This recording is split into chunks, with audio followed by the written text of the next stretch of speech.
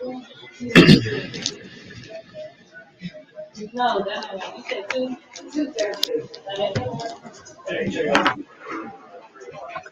hope everyone had a happy Christmas and is gearing up for an excellent New Year. As usual, we have a new guest joining us. Talking about a different topic, bringing a different perspective to light. And so I just wanted to give this time to welcome Mr. Morris. He's coming from a different area of Maryland, as we always welcome guests from different areas. How you doing today, Mr. Morris?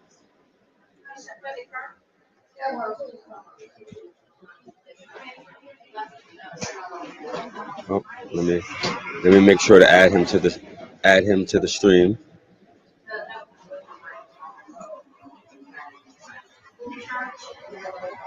How you doing, Mr. Morris? You're there. You can join us. Yeah, thank you for having me. I'm hanging in there, like I said. I'm trying to be strong. So, this is a really tough time for me. I understand. It's the holiday season. A lot of people are with their families. So I understand why it's a difficult time. For people who don't know about you or your family story, please give us some insight. About the work you're doing, for your son and for a lot of other people. The cannabis injustice that's happening. Yeah, my son was convicted of kingpin marijuana without any evidence of that. But besides the point, it led me on a path of trying to find his freedom and led me in the path of helping other people in this. I have one individual I'm helping in Indonesia who's sick and he can't get surgery. So that's where it's as far as it's gone with me. I'm a very busy man with my son's case alone. But the thing that we're working on now is legislation, and there's a kingpin statute in legislation for drug kingpin is 20 years mandatory minimum, caps out at 40 years.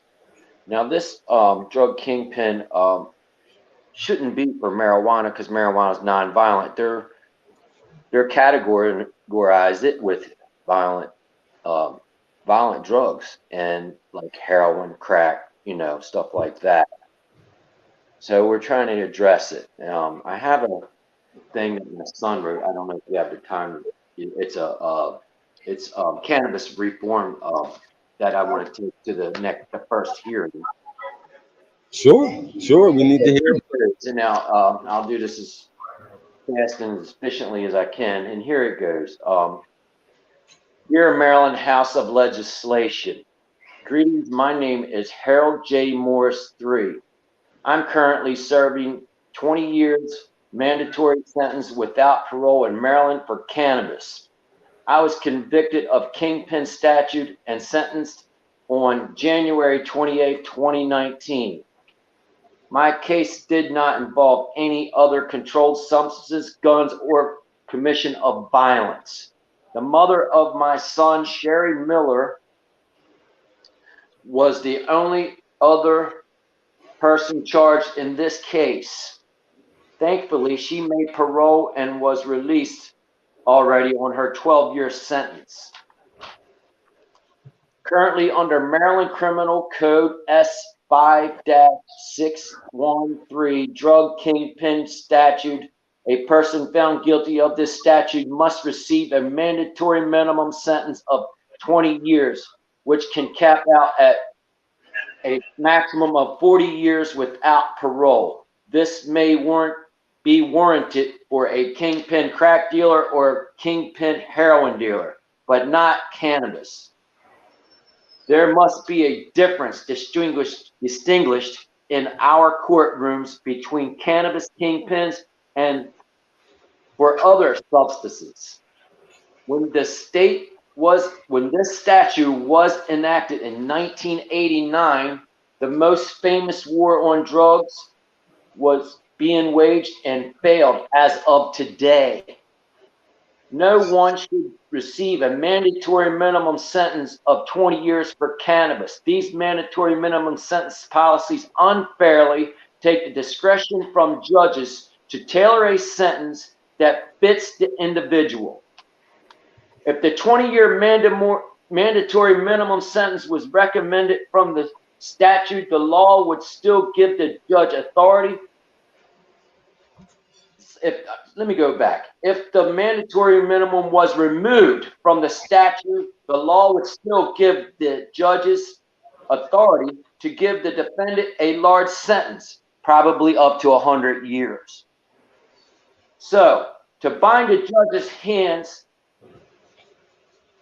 doesn't make sense. It brings this to your attention. I bring this to your attention in hopes that will investigate this statute and remove cannabis from the large amount statute S5-12 or the mandatory minimum, or create a parole exception, or even add an amendment to the statute that says except for cannabis. To the kingpin statute. Excuse my reading. No, good. Doing well. A little bit more. Another portion of this law that needs to be changed is when a defendant is found guilty of being a kingpin. It is considered a crime of violence. If there is no violence involved in the crime, the person convicted should not be convicted as though it is violent.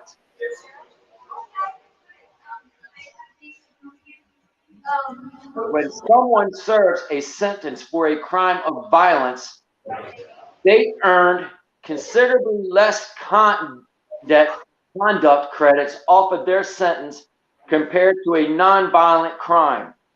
I encourage you to make cannabis kingpin not non-violent, since cannabis is now recreational legal in the great state of Maryland. My family and I would be grateful for any amendment that affects the kingpin statute. This incident has devastated my whole family, having the worst effect on my 4 children. In 2012, Judge Turnbull of Baltimore County granted me primary physical custody of my 3 children, and I share custody of my youngest son with Sherry Miller, who was also incarcerated for these same charges, leaving all 4 of our children without parents and separated. My sister Samantha Clark has my 3 children, Allison, Alexis, and Jacob Morris, twins ages 14 and Jacob 16, in the state of Michigan. My youngest son, Braden Morris, is now 11, currently in the custody of his grandfather, Sherry's father, in Maryland. We are hoping to reunite the family soon as the clock is ticking, already going on 4 years now. Thank you to hear my story and to consider action of making this statute just and fair for all families who are suffering and will in the future if not addressed. Thank you. God bless you. Harold J. Morris III, my son. That was well written, and as you said, it was definitely it was definitely a direct message, right? Like they had the demand in there. I would say that the 2 questions that I have just from speaking to you about this is, I've spoken a lot about releasing nonviolent cannabis related offenders, and also making sure that no one is charged again for cannabis, whether it be distribution, whether it be just possession, RICO charges, or in some cases, kingpin.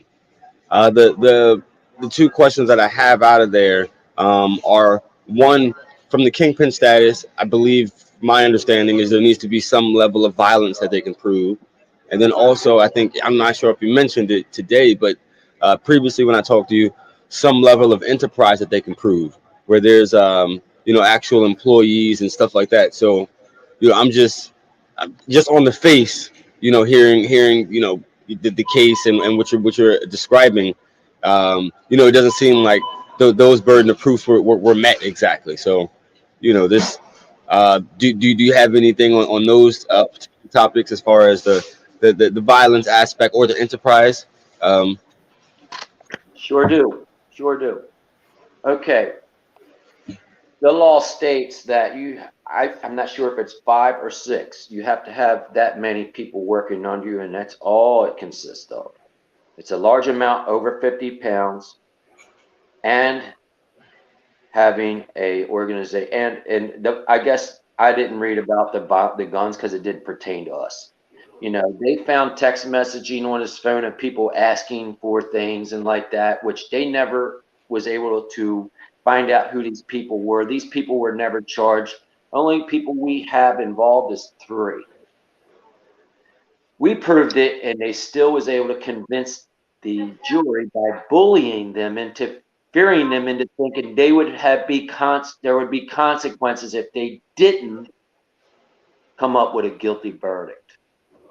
So they tricked them into it. Judge said he's the referee of the court, and that's all he's really here to do is make sure everybody's got their rights. Well, he only refereed one side.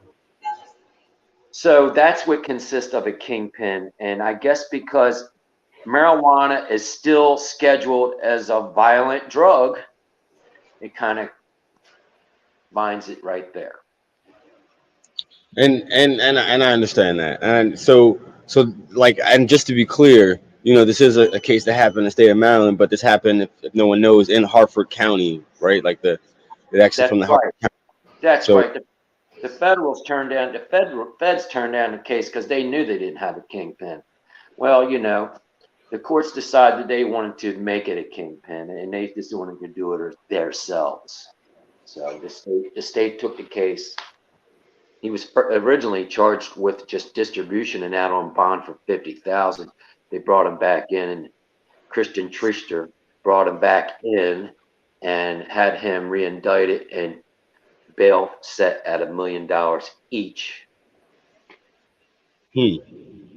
And that is insane. That is insane. But because it shows that, for me, it shows the criminal justice system, desire to make money, to capitalize, right? To fill that jail prison bed for as long as possible. Let mind you, both people, both the judge and the prosecutor was appointed by Larry Hogan. Yeah, and that's why judges are important. That's why, because a lot of people forget that, like, judges are appointed. So that's why. I'm not trying to start anything, I'm just going to point out that his daughters also just became a state's attorney, and Really? No. I just don't see I just see bad things in this. I see conflict of interest in this. That's what I see. She became a state attorney in Maryland? Because that was, well, Yes, I think over there in Mr. Shore, near where he's at, she just became one. Oh man. Whew, a little nepotism maybe, but this is just too much. I mean, yeah. I understand, and I wonder if she'll recuse herself on certain things that ever involve, because that's the bigger question. But we're going down the rabbit hole there. For anybody, I know that, and that's why I try not to do that. But I just want to make that point because we're in a situation where people are getting $100,000 a year for a bed. This is ridiculous. This shouldn't be. Prisons should be nonprofit, and this wouldn't be happening if so. And I feel very confident in that statement. Yeah, I mean, and so I agree with you that it shouldn't be for profit, because we see a lot of issues with those for profit prisons, and they get incentivized to fill those beds. And so one of the things that I was going to bring up is, if anybody remembers Jonathan Wall, free Jonathan Wall. No, not the basketball player, but the cannabis prisoner. So Jonathan Wall, he's a federal cannabis prisoner. He was convicted recently in 2022 of basically trafficking 2,000 pounds of cannabis, across state lines. Uh, you know, but as with his case and as with your case, it is funny that that happened in the state, because like I think Maryland at that point in 2019 was already trending towards legalization. Like we had medical, we had decriminalization, we were already trending towards legalization, and the same thing can be said with Jonathan, but the difference between Jonathan is Jonathan's case was a federal case and your case was a state case. And so Yeah. like I don't know many people personally, that have been, convicted of a major cannabis distribution in the last, in the last 2 3 years. And so that's why when I heard your story, it was definitely, shocking. Or your son's story was definitely shocking. Yeah, Harford County is its own little world there. They do everything in their own way. They even said it. They do things like, go and I'm not into the tranny thing, transgender things. I'm just making an example. They busted a place that was into that had a club or whatever, just because they didn't like it. You know, Uh, things that they don't like, they do, and they if it's not against the law, they don't care. If they don't like it, they're going to shut you down there. That's the way well, they work.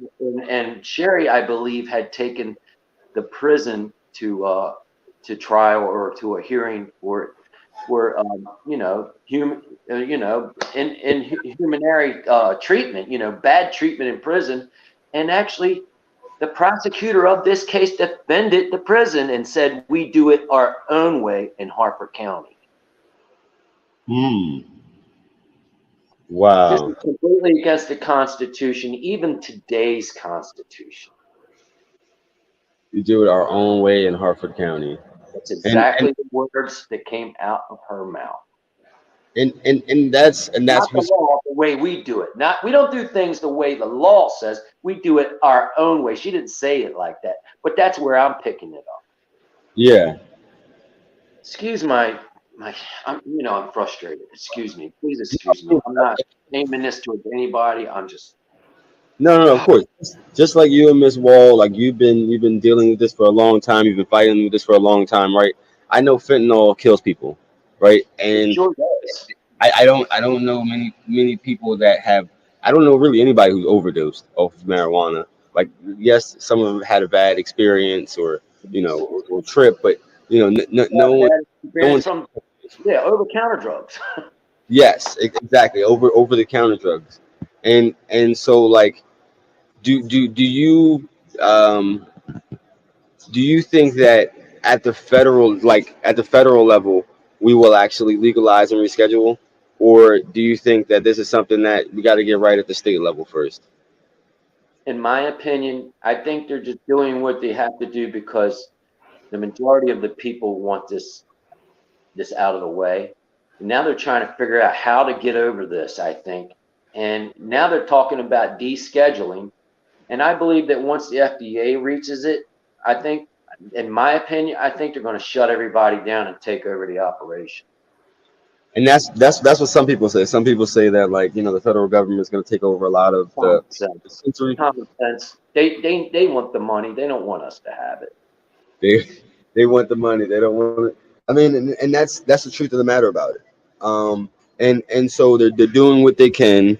Uh, One of the things that I've been told is the difference from descheduling and rescheduling. Have you been following the federal hearings? Because there's a lot of people pushing on one side for descheduling, which will still allow some parts of criminalization, but would allow you to do research. And then there's rescheduling, which wouldn't make it, which wouldn't make it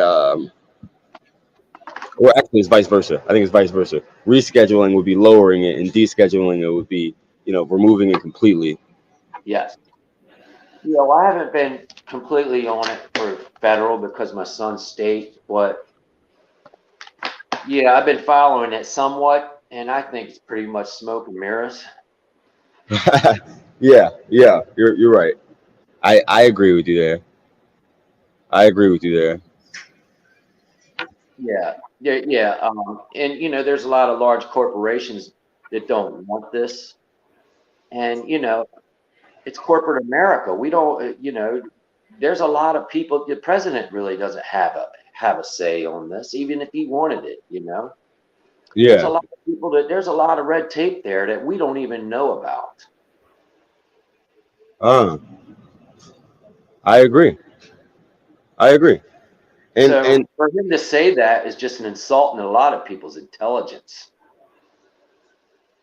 yeah, but we know that some things that happen in politics is just for the optics, right? Like I said that Biden's statement was more ceremonial, and of course the timing that he was doing it, it was what did I call it? Convenient. The timing was eerily convenient based on the election and What'd you say?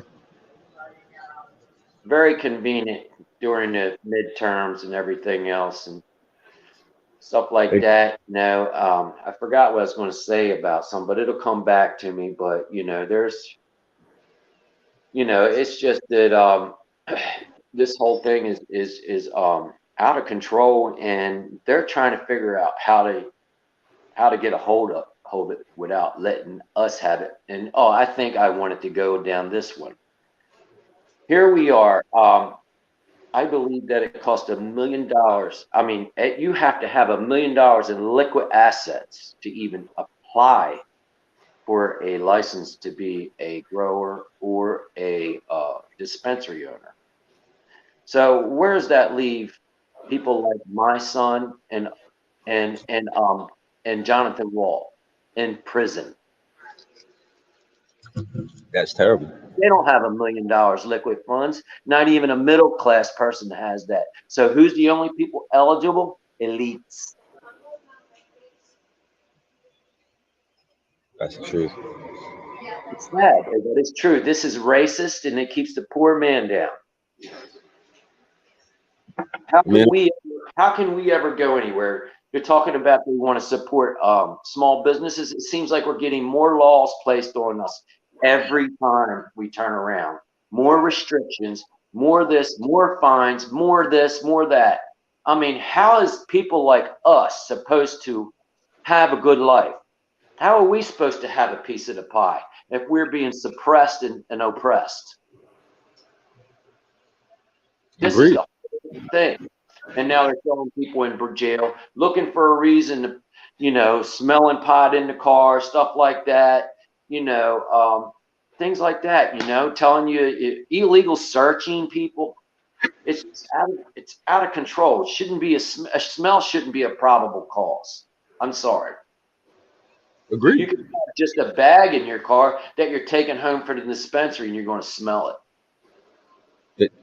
That's something we got to advocate for too. That the laws Yeah. are changed. So Yeah. you you So you you brought up a great point, and it's the fact that the war on drugs isn't about a specific color, right? Like we know that black and brown people a lot of times are charged more often, but it's about who can afford and who can't afford, right? Like if your son exactly. had We a have high attorney, yeah, I'm sure. guaranteeing things would be Cases of different. racism. I know that. A black person gets pulled over. He looks like a thug. Cops don't like these type of people. Oh, I smell weed. That's happened. Cop And pulls over a white guy. He has a long beard like me. He has on shabby clothes. His bumper on his car is beat up. I smell weed. it might be a way very He different don't experience. smell weed. He's all you got to do is say he smells it, even if he don't. So this needs to be taken out. You're right. You're right. I agree with you. And the thought is this is a year for you to push, right? Because legalization has happened now with this election. Cannabis is going to be one of the biggest things that they discuss during this General Assembly that starts January 11th. Um, and as I tell everybody, for 3 months out of the year, your Maryland delegates and senators they go decide thousands of bills in which we follow for the rest of the year and years on. And so like this is a big push because why we're pushing for, this recreational business, for us to have fun in the market. you know we really have to push for the resentencing, the restorative justice piece, right? Because we're going to hear that, like, it's too difficult, it takes a lot of court hours, and all this BS. But the thought is like, we need to say no, make it happen. No legalization without full decarceration. And that's something that I was saying during the campaign. So people in prison and jail, not nonviolent cannabis prisoners, and then people awaiting, all of those people scrubbed, right? All of those people given their freedom back, all of those people reintegrated back in society. One of the things you mentioned is like your son and Jonathan Wall. Your son and Jonathan Wall are what they consider the legacy market, right? And so the legacy market is people who put their lives on the line, their livelihood on the line, to further cannabis, right? Sell it, develop the genetics, and so the legacy market should have a pathway, into the market that didn't cost them $1 million plus, right? So those are just a couple key points. Yes. Yes. So here we are. Yes.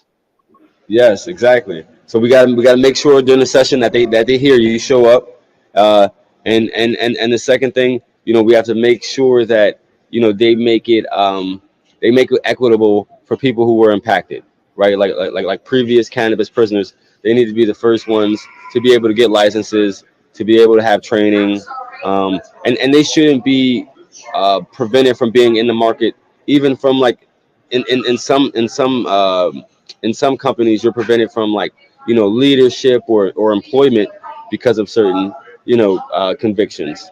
And so Let's that bring these ideas together. My son's ideas, your ideas, whoever. Let's get down there on the 11th. Let's form a big rally. I'll be there. Everybody's welcome.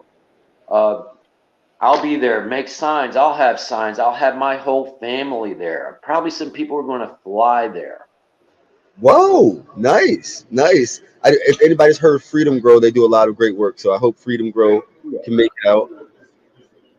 Have Yes, you, we need a lot of support. We need as many people as we can to show what we really want. People who don't use marijuana. Your grandmother could be using marijuana because she's tired of the synthetic drugs that are killing her and destroying her bones. absolutely. You're speaking right. You're speaking right to me. Absolutely.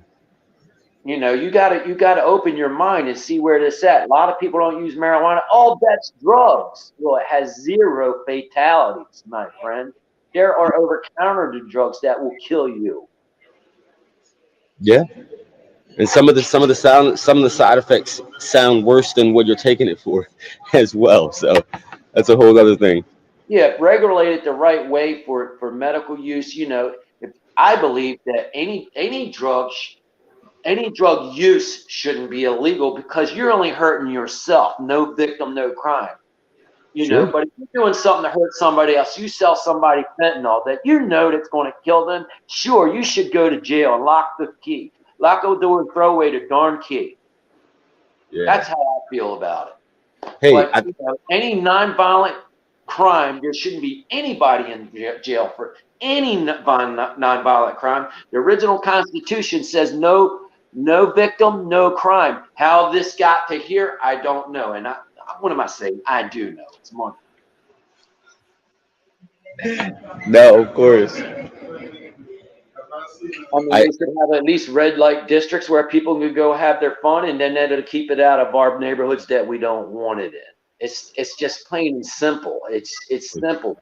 This is all about mass incarceration and nothing else. agree. You're right. The message is mass incarceration, and so I wanted to make sure to ask you a few rapid questions before we got out of here. Okay. Um, it is essentially a lot lighter, and so if your son was here, what would he say was his favorite soda? Is he a Pepsi or is he a Coke type of person? Well, my son wouldn't even drink neither one of them. He drinks only water. Okay. He was a healthy water drinker. Absolutely. And so my next question is if if your son opened a business, what type of business would it be? Would it be a grow? Would it be a dispensary? Would it be a processor? Delivery. What type of industry do you think he would be in? In this market nowadays. My son will not be in the marijuana market whatsoever. He had already become a good HVAC contractor. He's went all the way with his license, and a lot of the money he made was from that. And he had every check put into his account to prove it. They still took everything from him. He had receipts for everything, and let's just pretend that was his 250 pounds of pot, right? And how much did they say it was value? Like $1 million or something like that, right? They took it. So if he did buy that, they took all the money he had in drugs. All the money that he made legitimately, they took that as well. And this is another thing they did. They skipped over the forfeiture process and just took it. There was supposed to be a hearing for that. They just made it disappear. Wow. Do it their own way. Wow. It's in a locker somewhere, right? Like, but so At least they're riding around with that stuff now. hey, we hope not, but we know there's been stories, right? I've seen a few stories recently. The last question There's abuse too, and there's abuse of power too. They drugged Sherry through the mud, put guns in my grandchildren's face. that's never okay. No, Never okay. no And reason. Just drug her through the mud. Just drug her through the mud outside. Literally. and I'm glad you highlighted that, because the thought is a lot of times people don't talk about this, right? So I'm glad you highlighted. Wearing masks. It was a robbery. That's all it was. You said, "Oh, I've heard of those stories, especially in DC." So I've heard of those stories. Plain out like The last question I wanted to ask you is, you may know, you may not know, who's your son's favorite superhero, and why? Is his state? Oh wow. It might have been a while since he talked about superheroes. I don't think he has a favorite. Um, I'm trying. Oh, he was so into Power Rangers. Oh, okay, yeah. That's a classic. That's a classic. Really into Power Rangers. Yes. Mighty Morphin He's Power from, Rangers. he's from the ghetto. My son is from the ghetto. We started out in Brooklyn projects. Yes, Ah, we eventually left, but my son has seen a lot of things. He's a real person. He loves everybody. He doesn't see color. and that's good. I wish your son the best, and the thought is I want to, of course, work with you to keep shedding light on this, and to help get laws changed, because at the end of the day, you change lives through policy, you change lives through lawmaking, and so I appreciate you and all your advocacy. I really appreciate you having me, and please say hello to Eugene Monroe for us. We would love to see him on the 11th if possible. I'll definitely say hello to Eugene. Yeah, go ahead. No, I'll definitely say hello to Eugene. I recorded a podcast at Remedy Dispensary, so that's going to be releasing in the new year. And then I actually have to record one with him on his show. So I'll make sure to mention it to him the very next time I talk to him. Because if he comes, he'll help us garner attention, right? So absolutely. Yeah, and I want to say thanks to Mitzi Wall, even though her case is federally, she really advocates for me and a lot of other people. She's a very good woman, and she's fighting hard to free the pot prisoners. Yes, I want to also give a shout out to Mitzi Wall, of course, fighting for her son and many other prisoners, and yeah, free all cannabis prisoners. And so, Mr. Morris, tell people how they can stay connected with you or reach Yes, out. please. It would be nice to see you on the 11th as well. Do you have a social media handle or email address? Because there might be some people who reach out to you directly. Well, you can find me on Free Harold Morris 3 on Instagram. That's his That's his account that I manage for him because he can't even use it. And there's also, change.org. You can sign his petition. We don't got a lot of signatures. I think we need a lot more to possibly get media coverage. So that's the best way to find us is right there on Instagram. I understand. I appreciate it. And as you continue to share, I'm sure you will get more signatures as you continue to tell your story. I'm sure you'll get more signatures. Um, and so I appreciate you. Make sure you reach out to Mr. Morris, as he said on the 11th. He's planning a day of action demonstration down there at the Capitol. So there'll be more information to come on that. And you guys, we really enjoyed having you. Thank you very much, Mr. Morris.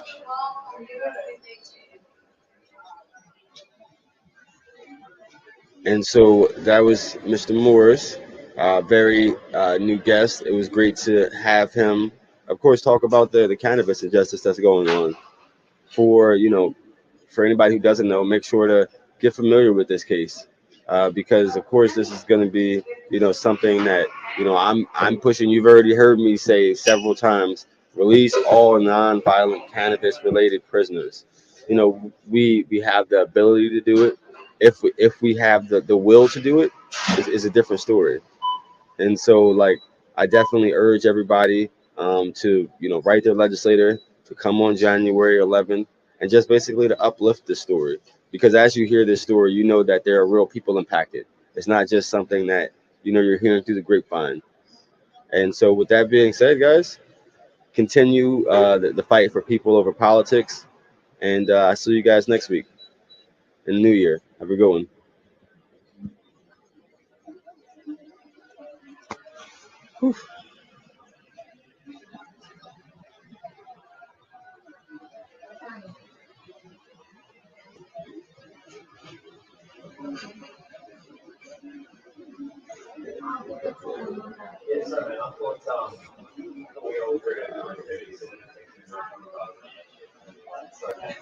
Oh, I had no idea. No. We agreed on it. Sorry, man. Must